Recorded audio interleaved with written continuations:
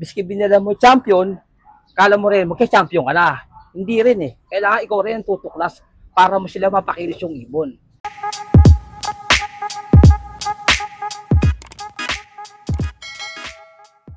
Ito nga pala yung umuwi ko ng Tacloban. Finisher ko ng Tacloban to eh. Kaya kinarga ko naman sa CSW. Yung San Francisco invitation na ng CSW. Ito, umuwi pa rin. Kaya lang, isang buwan bago umuwi. Pero kahit na matibay mga kalapatid, so sa mga hindi nakakaalam, yung San Francisco Leyte na invitational dito, super smash din. Kasabay siya nung Mang MacArthur race, nung PHA national race. Tapos mas malayo sir yung San Francisco yan, oh. Oo, pinakadulo na yun eh. Ilang kilometer sa'yo dito yun? Mga 600 plus. Layo nun. Pero umuwi ito mga kalapatid. So isang buwan. Pag uwi nito, may ano pa sir, sticker? Bali ang sticker niya, wala na. Gutay-gutay na. Ah, pero nandyan pa. Wala na. O, ganyan na lang siya. Oh, nung umuwi. Oh. Ano to? Young bird na si SW. 8 over to dati nung summer. Tapos nilaro mo ulit. Nilaro ko ulit ng South nga. Hindi ba yun ito mga kalapatid? So, San Francisco finisher. Kaya lang isang buwan bago umuwi. Anong balak mo na dyan sa ibon na yan, sir? Ibibreed. Ibibreed to sa susunod. Anong balak mong bloodline ng ipares dyan? Baka iba-din ko rin yung champion ko, si Pepito. Yung dati niya kapares nung kinakalera. Yun ang ibabangga ko sa susunod dito. Yan, good luck kay Sir Edwin. Pagdating naman po, sir, sa breeding, paano ka mag-prepare ng mga ibon mo bago isabak sa breeding? Ang preparasyon ko sa breeder, 1 month. Bago ko isa lang. Yan. Okay lang, sir, malaman yung mga ginagawa mo sa loob ng 1 buwan sa breeder mo bago isa lang. Bali ako, bago ko mag-breed kasi, siyempre, number 1 dyan. Number 1 dyan, pupurgahin. Tapos paligo. Tapos pagpaligo, pakukondisyon mo na ulit yan. Bibigyan mo ng mga vitamins, electrolyte, tapos yung mga oregano, ganun mga sistema ko sa pag-breeding. Isang buwan. Gusto ko, bago ko sila isa lang, nagpupulbos talaga sila. Yun ang gusto ko sa breeding niya. Kaya ako, mag-prepare ako isang buwan, higit, bago ko magsalang. Para kasi pag ang breeding mo kasi, breeder mo, healthy rin yung mga anak. Yun ang kailangan. Hindi yung pwedeng pagkapurga, salang agad. Hindi. Kailangan ako, mag-prepare ako isang buwan. Talagang gusto ko yung breeding, yung breeder talaga nagpupulbos. Maganda ang kondisyon. Yun, maraming salamat, sir. Pero sir, paano ka naman pumili nung pagpaparisin mo na breeder? Ako, ano lang naman eh. Ako, ano lang yun. Ako sinadahan ko, yung bloodline na gamit ko. Yun lang din, pinagkocross ko. Yun lang. Tapos sir, pagdating sa mga itlog, may mga tinitingnan ka ba sa kanila? Sa itlog naman, halos wala namang problema ako sa itlog eh. Yung iba, kanya-kanya kasing kanya-kanya idea eh. Yung iba, sabi nila, pag maliit ng itlog, mahina. Ako hindi. Kung ano lang yung nakita ko, basta nakita ko kondisyon ipon. Paganda mga itlog, okay lang, walang problema. Paano mo masasabing maganda itlog, sir? Pwede kong i-describe mo sa amin. Katulad yan, pag ang itlog maganda hubog ng itlog, talagang maganda ang shell, maayos yun. Yung makinis? Oo, makinis, maganda shell, maayos yun. Saka dapat talaga, ang ibon talaga, bago mo isa lang, kailangan kondisyon, kailangan healthy. Pagdating naman sir, yung mga bagong bisa, may tinitingnan ka ba sa inakay? May nire-reject ka?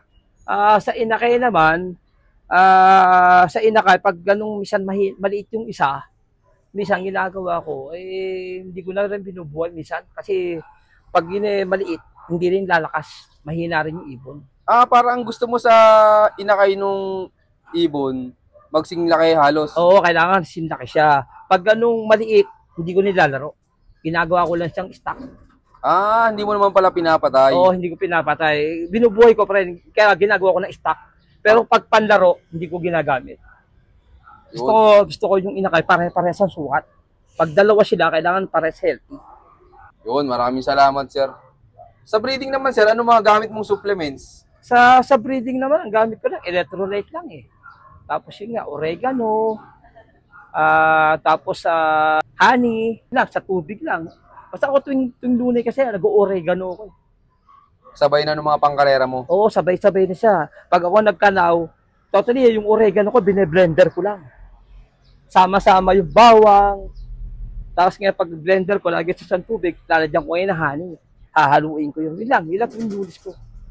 Sa inakay mo, sir, yung mga bagong bisa, may mga binibigay ka pa ba sa kanila, may sinusubo ka? Wala akong binibigay. Talagang yun lang, honey lang, yun lang, mga electrolyte, yun lang binibigay ko. Tapos number 1, grits. Pag nag-breed ka, kailangan laging may grits. Tapos pag may inakay, kailangan may pellet. Nagbibigay tayo ng 4 plus na pellet. Okay lang sir, malaman yung mix mo ng patuka pagdating sa breeding. Ako kasi, ang gamit ko kasi yung breeding, sa mga breeder, lang, breeder mix.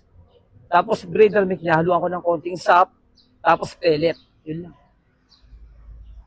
Sa plier naman, ang gamit ko, maxi plier. Yun, maraming salamat Sir Edwin. Pero Sir Edwin, ano namang mabibigay mong payo sa mga viewers natin yan na pipili nung bibili na lang breeder?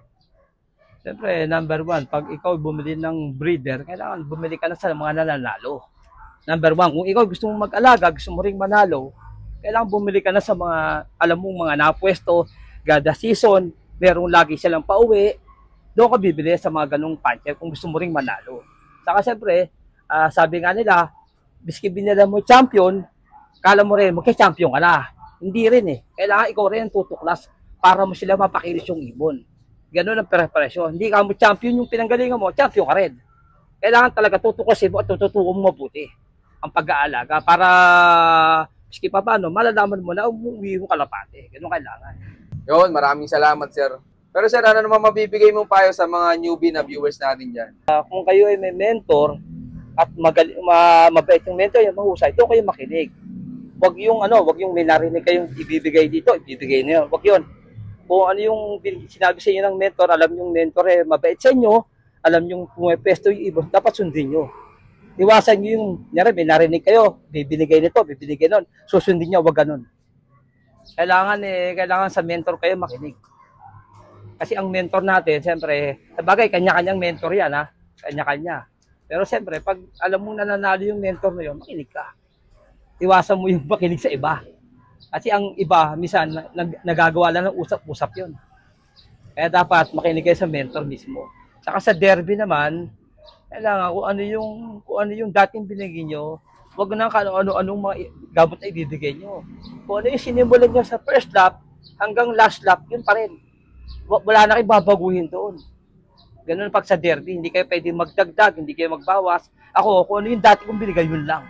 Kaya nga ako, awa ng Diyos, kung ano yung sinimulan ko ng first lap, galing pa ng north, kung ano yung sinimulan ko, ganun pa rin. Ganun pa rin hanggang south. Yan. Medyo naging successful. Nakapag-lock tayo ng Tacloban. First time ko mag-lock ng Tacloban. Miski second day, pero lock naman.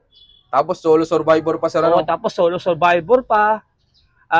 Nadali ko yung central, nadali ko yung area, tapos pumasok ang ibo ko ng 8 overall, tapos nakaparte pa sa 100,000, tapos may mga pooling. Totally, yung isang tropa nakitaya lang umubra ng 24,000. Dahil sa ibon mo, Sir? Dahil sa ibon ko. Namuna na siya ng 1-3. Umubra siya ng 24,000. Jackpot. Oo, jackpot. Parehas kami sinuwerte. Kaya nga pala, dahil sa panalo ko kay Pepito, kung South Race na to, nakabili ako ng bagong Honda Click. Pinalitan ko na yung luma ko. Ngayon, dati gamit ko, Biosol 125. Ngayon, nung nanalo nga ako, bumili ako ng brand new Honda Click. Yun, congrats kay Sir Edwin. Pero Sir, tingin mo gaano kasaya sa pagkakalapati? Ako boss, sobrang saya. Sobrang saya. Siyempre, number 1, nagpapasalamat tayo kay Lord. Number 1 yan, kasi binigyan tayo ng magandang blessing. Yung paghihirap natin, naging successful. Sana itong datating na race ulit. Sana pagpalarin ulit tayo ng South Race na to, saka North. Muli, ako nga pala si Edwin Malbar, ng puncher ng Imus Cavite. I love you. Yun, maraming salamat sa patuloy suporta mga kalapatid. Siyempre, maraming salamat kay Sir Edwin yan, sa pag-good luck na makapag-locklist tayo sa kanila. Yan, Sir, baka pala may mga gusto kang shoutout dyan. Shoutout nga pala, aka Boss Chris Malinis, Vibrator Line. Saka nga pala sa kumpare ko, si Joel De La Cruz, Laila Camille. Saka shoutout din sa tropang dito, tropang Bayan Luma, tropang Malakas, si Gino, si Ronald, si Rohan King, sino pa ba iba, sina Boss Bim, tapos si marami pang tropa, hindi ko na tapos sina paring Aldous, mga tropang Bayan Luma, si Raymond Lambayan, Shoutout sa inyo mga boss. Yan. Tapos to, may kasama tayo isang tropa dito. Kumpare daw ni Boss Edwin. Kasama to sa nag-aabang eh. Tawa ko sa nag-abang ng dito. Yan, baka may gusto kang batiin. Okay na yun. Ayun, shoutout sa inyo lahat mga kalapatid. Sana patuloy suportahan at abangan nyo pa yung mga susunod kong follow visit sa iyo na. Keep watching and God bless you all. Thank you.